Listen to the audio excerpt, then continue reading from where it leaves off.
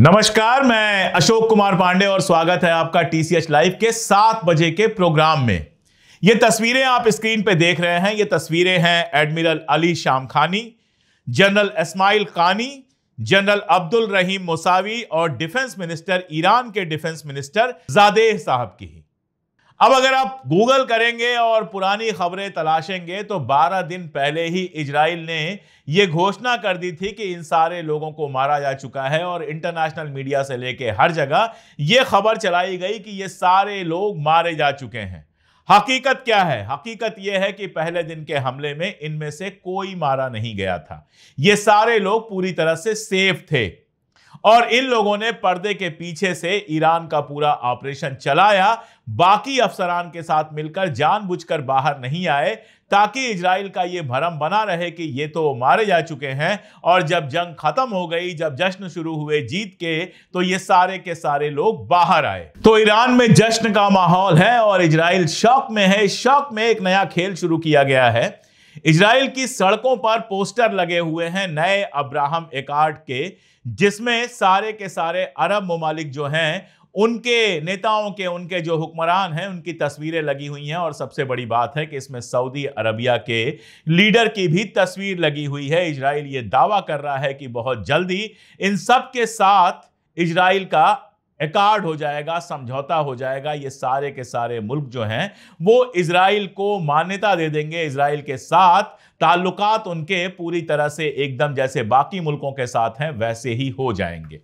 हम अभी तक नहीं जानते क्या सही है क्या गलत है। सऊदी अरबिया का जहां तक सवाल है तो उसने लगातार इस बात से अब तक इंकार किया है कि उसका इजराइल के साथ कोई समझौता होने वाला है, लेकिन पर्दे के पीछे क्या खेल चल रहा है, ट्रंप क्या खेल चल रहे हैं, ये हम नहीं जानते। एक बात बहुत क्लियर है, ये जो तमाम तस्वीरें आप देख रहे हैं इसमें ईरान की कहीं से तस्वीर नहीं है। यानी इजराइल को भी पता है, सब झुक जाएं, सारे समझौते कर लें अमेरिका के सामने, इजराइल के सामने, लेकिन ईरान फिलहाल झुकने वाला नहीं है।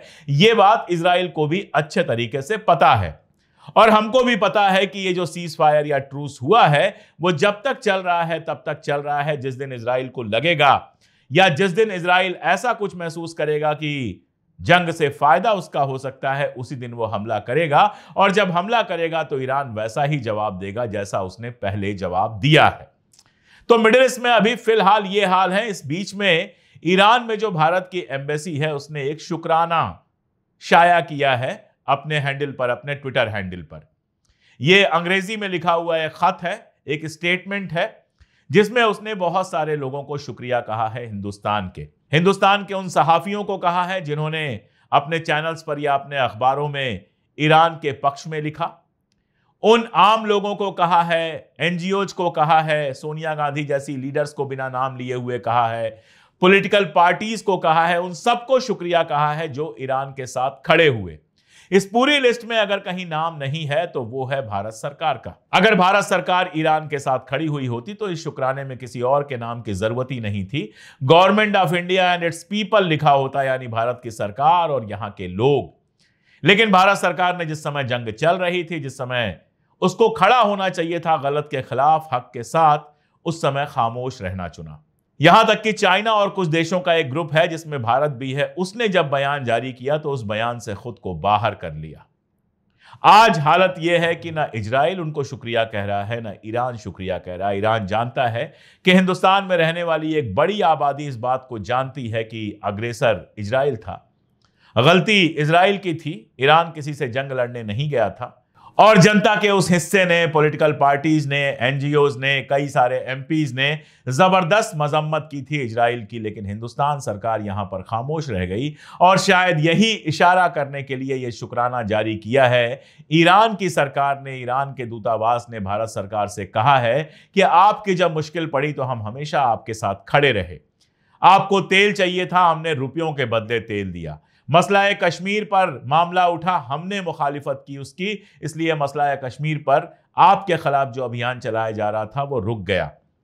हम दोनों पुराने देश हैं, हमारे पुराने रिश्ते हैं, लेकिन इन सब की लाज आपने नहीं रखी। और जब जंग का वक्त आया, जब इजराइल ने हमारे ऊपर हमला किया तो आप खामोश रह गए। तो मैं तो कम से कम इस शुक्राने को इसी तरीके से देख रहा हूं। मिडिल ईस्ट में हालात अभी फिलहाल नॉर्मल जैसे लग रहे हैं। आगे कुछ डिटेल होंगी तो उन पर भी बात करूंगा, लेकिन हिंदुस्तान के अंदर बहुत सारी खबरें हैं। यहां तक कि 2 पहिया वाहनों के ऊपर भी टोल टैक्स रखने की खबर आई। ये और भी बहुत सारी खबरें लेकर आ रही हैं शालिनी। देखते रहिए पूरा वीडियो। अब आगे की खबरों की शुरुआत कुछ बड़ी हेडलाइंस के साथ। एमपी में ओड़की टोल प्लाजा पर गुंडों ने टोल स्टाफ से की मारपीट और तोड़फोड़। 25 से ज्यादा गुंडों ने चेहरा ढक रखा था। अहमदाबाद में बाढ़ जैसे हालात, घर और ऑफिसों में भरा पानी। हिमाचल में 24 घंटे में 5 जगह पर बादल फटा, 2000 टूरिस्ट फंसे। CIA ने आकलन करने के बाद जारी की रिपोर्ट, ईरान के न्यूक्लियर प्रोग्राम को बहुत बड़ा नुकसान पहुंचा।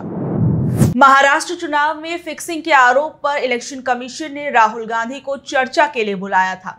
अब कांग्रेस बोली चुनाव आयोग वोटर लिस्ट की डिजिटल कॉपी दे।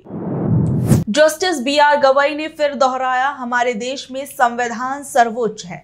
कुछ दिन पहले ही उपराष्ट्रपति जगदीप धनखड़ ने यह बयान दिया था कि संसद सबसे ऊपर है। बिहार से दिल्ली आ रही बस हादसे का शिकार हुई। आगरा लखनऊ एक्सप्रेसवे से नीचे गिरी, 2 की हुई मौत, 50 लोग घायल। मुकेश अंबानी और गौतम अडानी की कंपनियों ने मिलाए हाथ, पेट्रोल डीजल से CNG बेचने तक हुई डील। अब वक्त कुछ बड़ी खबरों को परखने का। चीन में आयोजित SCO में भारत ने जॉइंट स्टेट पर साइन करने से क्यों किया इनकार। चीन के किंगदाओ में शंघाई सहयोग संगठन के देशों के रक्षा मंत्रियों की आज बैठक हुई। इसमें भारत की तरफ से रक्षा मंत्री राजनाथ सिंह शामिल हुए थे। इस बैठक के बाद एक जॉइंट स्टेटमेंट यानी सभी देशों का एक साथ बयान जारी होना था, लेकिन भारत ने उस पर दस्तखत करने से मना कर दिया। भारत की नाराजगी की वजह ये थी कि इस जॉइंट स्टेटमेंट में पहलगाम में हुए आतंकी हमले का जिक्र नहीं था, जबकि बलूचिस्तान में हुई घटना का जिक्र किया गया था। भारत को ये बात पसंद नहीं आई। रक्षा मंत्री राजनाथ सिंह ने बैठक में साफ साफ कहा कि पहलगाम में हुआ आतंकी हमला वैसा ही था जैसा लश्कर-ए-तैयबा ने भारत में पहले भी किया है। उन्होंने बताया कि सीमा पार से होने वाले आतंकी हमलों को रोकने के लिए भारत ने 7 मई 2025 को ऑपरेशन सिंदूर चलाया था। राजनाथ सिंह ने यह भी कहा कि कुछ देश आतंकवाद को अपनी नीति का हिस्सा मानते हैं और आतंकवादियों को छिपाते हैं, लेकिन बाद में इससे इनकार करते हैं। उन्होंने कहा कि ऐसे दोहरे रवैये की कोई जगह नहीं होनी चाहिए। उन्हें समझना होगा कि अब आतंकवाद के अड्डे सुरक्षित नहीं। राजनाथ सिंह ने जोर देकर कहा कि SCO को ऐसे देशों की आलोचना करने में बिल्कुल भी हिचकिचाना नहीं चाहिए। खास बात यह रही कि इस बैठक में पाकिस्तान के रक्षा मंत्री ख्वाजा आसिफ भी मौजूद थे, लेकिन भारत के रक्षा मंत्री राजनाथ सिंह ने उनसे कोई मुलाकात नहीं की। संसद की एस्टिमेट्स कमेटी विवादों में क्यों घिरी। संसद की एस्टिमेट्स कमेटी की मुंबई में हुई एक बैठक में बहुत बड़ा विवाद हो गया। इस कमेटी का काम सरकार के बजट को देखना और ये पक्का करना होता है कि पैसा सही जगह और सही तरीके से खर्च हो रहा है या नहीं।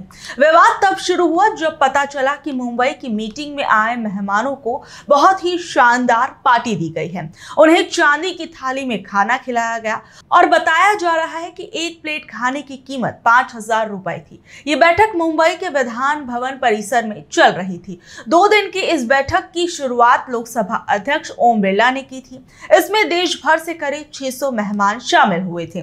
वहीं इन महंगी थाली में परोसे गए खाने पर विपक्ष ने सरकार को आड़े हाथों लेना शुरू कर दिया।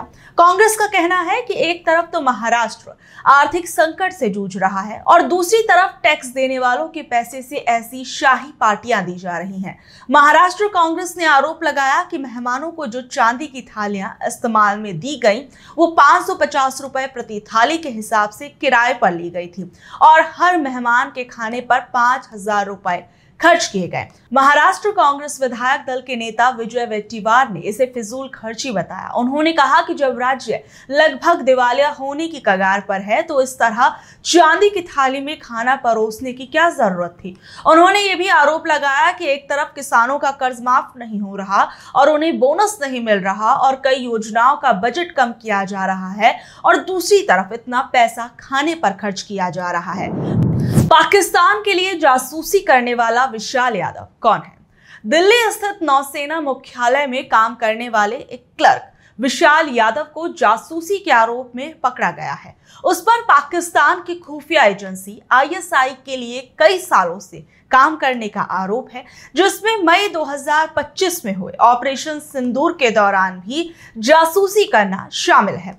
विशाल यादव के मोबाइल डेटा से पता चला कि उसने भारतीय नौसेना और अन्य रक्षा इकाइयों से जुड़ी गोपनीय जानकारी एक पाकिस्तानी महिला को दी थी, जो ISI के लिए उसकी हैंडलर के तौर पर काम कर रही थी।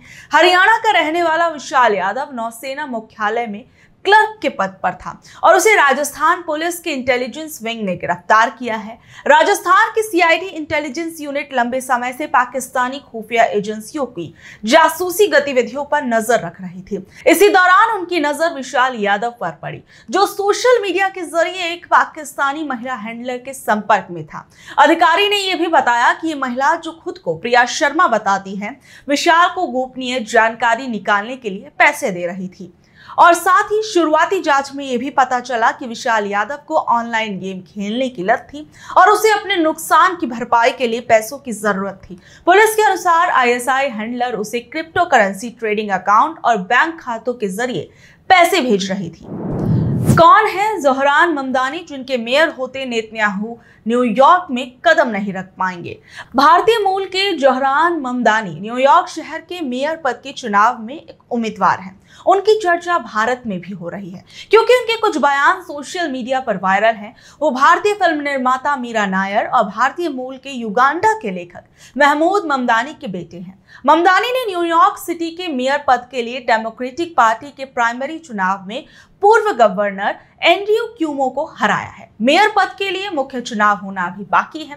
प्राइमरी इलेक्शन से यह तय होता है कि पार्टी किसको अपना उम्मीदवार बनाएगी। इस जीत से यह तय हो गया। वहीं ममदानी टिकटॉक और इंस्टाग्राम जैसे सोशल मीडिया प्लेटफॉर्म पर काफी एक्टिव हैं और उन्होंने न्यूयॉर्क के लोगों के बीच तेजी से अपनी पहचान बनाई है। अगर ममदानी मेयर बनते हैं तो वो शहर के पहले मुस्लिम और भारतीय अमेरिकी मेयर होंगे। न्यूयॉर्क सिटी के मेयर पद के लिए चुनाव इस साल 4 नवंबर को होने वाले हैं। ममदानी ने कुछ ऐसे मुद्दों की वकालत की है जिससे उन्हें मतदाताओं के बीच काफी चर्चा और प्रसिद्धि मिली। उन्होंने सस्ते घरों की बात की, पब्लिक ट्रांसपोर्ट को मुफ्त करने की बात कही और न्यूनतम वेतन को $30 प्रतिदिन करने की मांग की है।